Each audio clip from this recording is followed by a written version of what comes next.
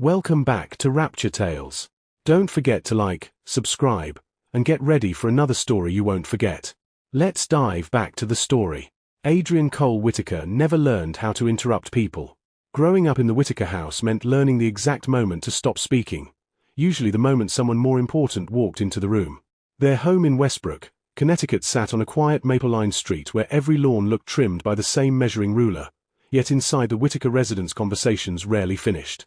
His father Thomas discussed markets over dinner while reading emails, his mother Margaret rehearsed charity committee speeches to invisible audiences in the hallway mirrors, Daniel talked about property listings like victory trophies, and Chloe filmed her life in segments small enough to edit into perfection later. Adrian existed inside those conversations but was never the reason they happened. He wasn't disliked, he was simply unnecessary. From a young age he discovered independence wasn't praised in his family, it erased you. When he fixed the loose cabinet hinges at age 12, nobody noticed because nothing was broken anymore. When he learned to cook for himself at 15, nobody thanked him because dinner appeared effortlessly.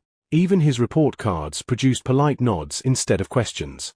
He didn't resent them, he studied them. He realized attention in the Whitaker household flowed toward need, crisis, and advantage.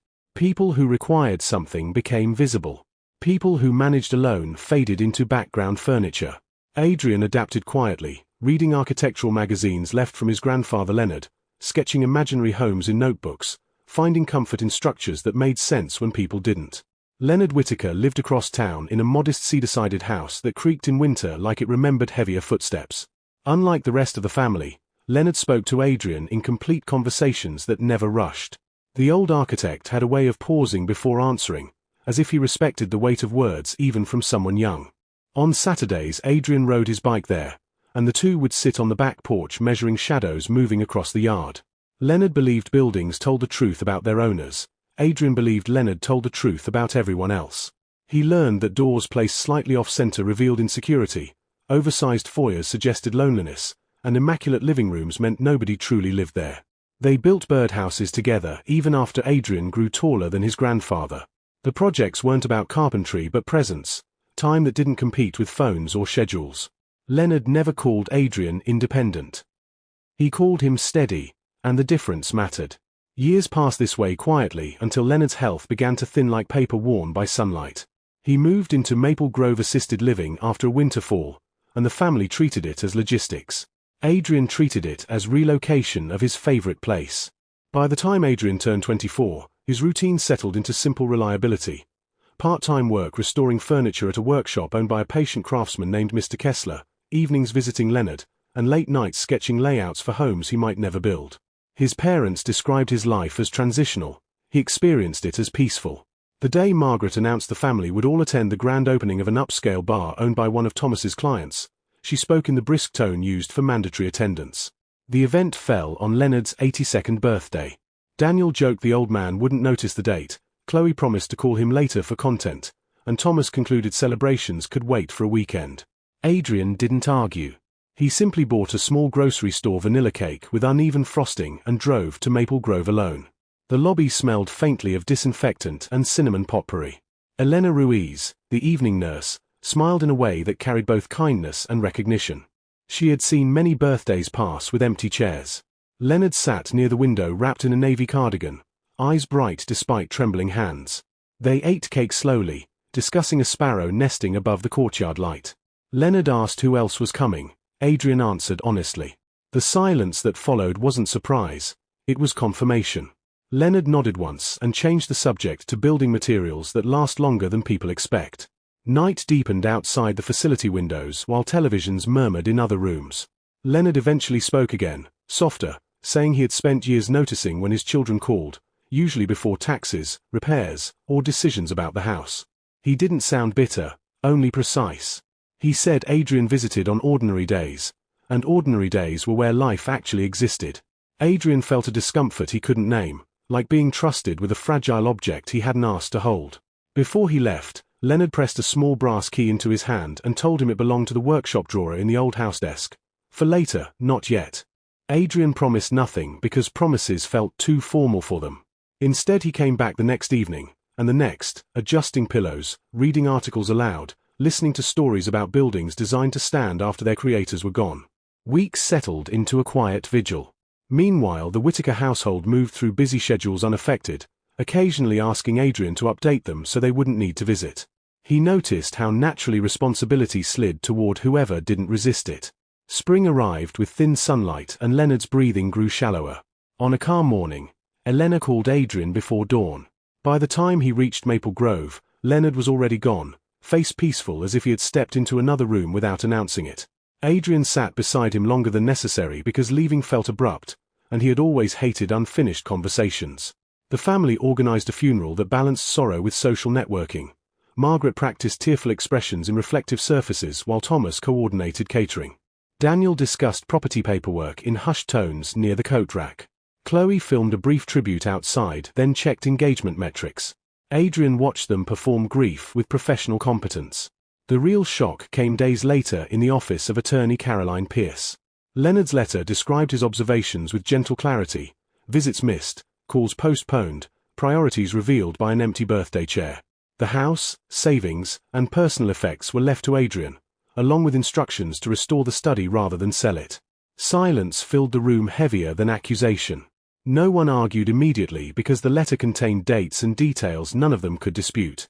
Afterward, the Whitaker home changed temperature toward Adrian. Conversations shortened, politeness sharpened. Daniel requested reconsideration for fairness. Margaret framed concern as family unity. Thomas spoke about legal complexity. Adrian didn't refuse them harshly. He simply followed Leonard's instructions and moved into the cedar house. Restoring it became a dialogue with the past, sanding banisters, cataloguing drawings, repairing a locked desk drawer with a brass key. Inside he found architectural plans and correspondence that hinted Leonard had anticipated conflict and wanted Adrian independent before resentment surfaced. The peace lasted only weeks. One evening, police cars parked outside, lights reflecting off freshly cleaned windows. Detective Rowan Mercer asked questions about financial transfers connected to Leonard's accounts, transactions Adrian had never made. His parents stood behind the officers, expressions arranged in worried confusion that never quite met his eyes. As the questions tightened into accusations, Adrian realized the same family who ignored him when he needed nothing now found him extremely visible. The night air felt suddenly smaller, as if walls were closing around a life that had always depended on quiet trust. The officers did not place Adrian in handcuffs that first night. Detective Rowan Mercer's tone remained measured, almost sympathetic, as he explained that several large withdrawals had been executed from Leonard Whitaker's accounts during the final weeks of his life. The transactions had been digitally authorized under credentials linked to the Cedar House's internet connection. Adrian stood on the porch listening to terms like unauthorized transfer, financial exploitation, and beneficiary conflict swirl around him like dust shaken loose from a rug. Thomas Whitaker folded his arms as though bracing against embarrassment rather than accusation. Margaret pressed her fingertips to her collarbone and asked how something so devastating could happen so quickly. Daniel remained silent but watched Adrian with narrowed calculation. Chloe hovered near the patrol car pretending to text but filming intermittently, careful not to be obvious. Adrian answered every question calmly because panic would have looked like guilt. He explained the key, the desk, the restoration work. He offered passwords, devices, bank statements. Detective Mercer accepted them and requested he come voluntarily to the station the next morning for a formal interview. Adrian agreed without hesitation, believing clarity would dissolve suspicion. As the police cars drove away, the house felt different, as if the cedar siding itself had absorbed doubt. Inside, the once comforting study seemed less like inheritance and more like evidence. The interview room the next day was smaller than Adrian expected, beige walls interrupted only by a clock that ticked louder than logic. Mercer sat across from him while another officer monitored a laptop. Screens displayed transaction timelines showing money routed through shell vendors before landing in an account under a newly formed company registered to Adrian Cole Whitaker. Adrian stared at the document and felt something inside him tilt. He had never opened such a company. Mercer asked if anyone else had access to Leonard's desk or router. Adrian listed his parents, siblings, occasional visiting nurses. The detective nodded but circled back to motive. "You inherited everything," Mercer said carefully. "You had proximity." Adrian recognized the subtle architecture of suspicion forming around convenience. He requested forensic review of IP addresses and device signatures. Mercer promised to investigate but noted the optics were difficult. Outside the station, Reporters had already begun gathering after someone anonymously tipped them about potential elder financial abuse within a prominent local family. Adrian stepped through flashing cameras for the first time in his life, the grocery store cake memory colliding painfully with headlines that reduced Leonard to a victim and Adrian to a suspect. When he reached his car, Marcus Hale called in disbelief, promising to dig through public records for inconsistencies. It was the first steady voice Adrian heard all day. Days blurred into document requests and quiet interrogations. The Whitaker family distanced themselves strategically. Thomas told colleagues the investigation would clarify misunderstandings. Margaret publicly expressed heartbreak over betrayal without naming her son. Daniel quietly hired a private accountant to protect remaining assets, while Chloe posted ambiguous reflections about trust and disappointment. Adrian moved between the Cedar House and legal appointments with increasing unease. Attorney Caroline Pierce, who had executed Leonard's will, met Adrian privately and assured him Leonard had anticipated resistance but not criminal allegations. She seemed troubled by the speed at which evidence surfaced. Meanwhile, Detective Mercer's demeanor shifted from neutral to constrained. Pressure from higher offices demanded progress. A warrant arrived authorizing seizure of Adrian's electronics. Forensic analysts claimed login timestamps matched moments when Adrian had been alone in the house. Adrian insisted the timing was manipulated, but explanations sounded thin against printed data. One evening officers returned with formal charges. This time there were handcuffs, cold, precise, impersonal. Margaret gasped for neighbors' benefit. Thomas avoided eye contact. As Adrian was guided into the patrol car, he searched his parents' faces for a crack of doubt and found none. The Cedar House receded behind him not as a sanctuary but as contested territory. The holding facility smelled of disinfectant and resignation. Processing reduced identity to fingerprints and inventory numbers. Adrian repeated the same denial to intake officers who had heard countless similar protests. By the time bail was denied due to the scale of alleged financial manipulation, reality hardened. News outlets framed the story as a cautionary tale of greed disguised as devotion. Maple Grove released a statement condemning exploitation. Adrian sat in a narrow cell the first night listening to distant metal doors clanging shut, trying to reconstruct the timeline logically. He realized whoever orchestrated the transfers understood both technology and family dynamics intimately. Someone knew suspicion would settle on the inheritor. Across from him sat Jonah Pike, a middle-aged inmate with observant eyes who spoke only after studying Adrian's silence. Jonah said innocence often sounds the same as guilt to people who benefit from either. Adrian did not respond immediately. Instead, he asked what time breakfast was served. Survival required routine before justice. The following days introduced him to institutional rhythms, scheduled meals, muted television debates, yard hours where alliances formed quietly. He wrote letters to Marcus requesting investigation into the registered company's formation documents. He wrote to Caroline asking whether any prior drafts of the will mentioned financial protections. Most painfully, he wrote to his parents seeking clarification. Their reply arrived brief and distant, stating the legal process must run its course. In that moment, Adrian understood something sharper than accusation. His family had not merely failed to defend him, they had accepted the narrative because it resolved inconvenience. And as the steel door closed each evening, the truth pressed heavier. The same independence that once erased him now made him expendable. Morning routines inside the correctional facility developed a strict predictability that slowly reorganized Adrian's thoughts. Wake-up lights, head count, trays slid through openings, distant voices echoing through corridors. Repetition stripped time of comfort but granted clarity. Jonah Pike introduced him to the unwritten economy of patience. Never rush answers, never volunteer emotion, and observe before reacting. Adrian followed the advice because observation had always been his strength. During library hours, he requested legal texts not to play lawyer but to understand procedure. Patterns emerged quickly. The prosecution's narrative leaned heavily on digital timestamps rather than physical witness placement.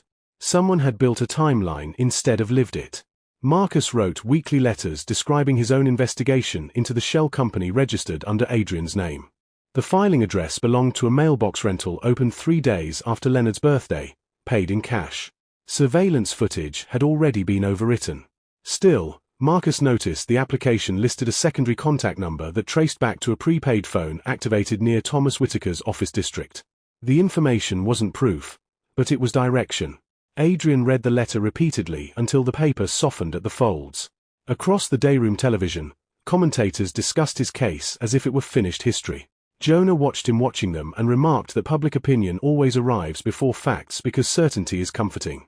Adrian realized the accusation had become a convenient conclusion for people who preferred neat stories to complicated truths. Outside the facility, Caroline Pierce requested extended forensic review, arguing that Leonard Whitaker's records showed a deliberate pattern of safeguarding his estate long before his death. She noticed something peculiar. The digital authorization certificates attached to the withdrawals had been generated from a backup credential file created months earlier, before Adrian even moved into the Cedar House. She forwarded the observation to Detective Rowan Mercer, who had grown increasingly unsettled by inconsistencies he couldn't yet articulate. Mercer revisited Maple Grove and spoke privately with Elena Ruiz. She remembered Margaret Whitaker visiting Leonard 2 weeks before the birthday, unusually attentive, asking detailed questions about his computer habits and daily schedule. At the time it seemed like late-arriving concern. Now it felt rehearsed. Mercer didn't draw conclusions but added the note to a file already thick with contradictions.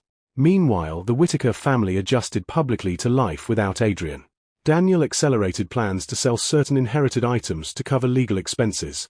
Thomas spoke to business partners about protecting the family reputation, and Margaret organized a charity luncheon emphasizing elder care awareness.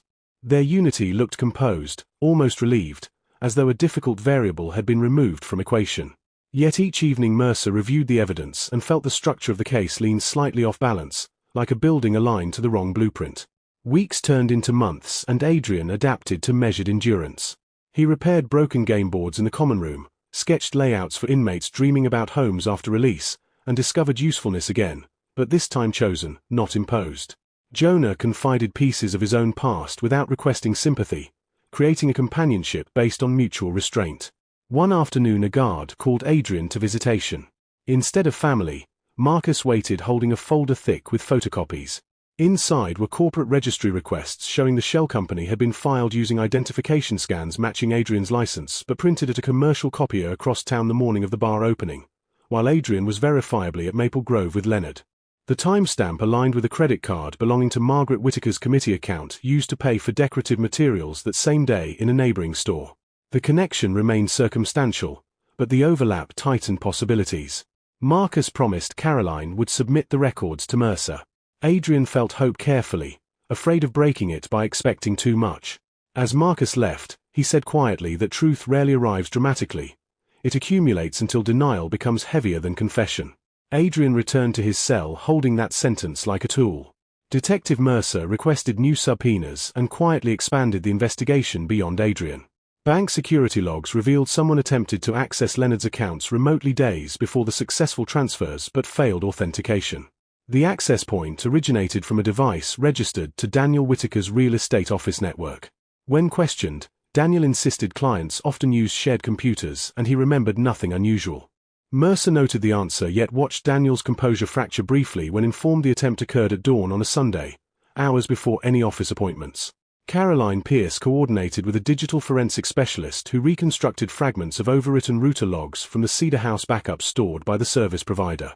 The logs showed a temporary device connected using an administrator password changed shortly after Leonard's birthday, a password Leonard had written in a personal planner now missing from his study. Elena Ruiz later remembered Margaret tidying Leonard's bedside drawer during that visit weeks earlier. None of it alone proved conspiracy, but together they formed a pattern of preparation rather than opportunity. Mercer began to see Adrian less as suspect and more as endpoint of a carefully arranged path. Inside the facility, Adrian received notice of an upcoming evidentiary hearing. The legal language was dense yet the implication clear. The case was shifting. Jonah advised him to expect nothing until doors actually opened because hope can be another kind of confinement. Still, that night Adrian slept without counting the hours. Across town, Mercer prepared to confront the Whitaker family with discrepancies gathered piece by piece. He did not yet accuse, he presented questions designed to collide with each other. Margaret's explanations overlapped Daniel's timelines imperfectly. Thomas insisted ignorance but could not explain why he had transferred remaining family funds into protected accounts the same week charges were filed. Silence lingered heavier after each interview. The narrative that once seemed simple now resisted staying aligned. In the detention block, Adrian waited unaware of the exact progress, only sensing momentum shifting beyond concrete walls. For the first time since the handcuffs closed, the story surrounding him no longer moved in a single direction. It began turning back toward its source. The evidentiary hearing arrived without ceremony, just another early transport and another corridor of locked doors.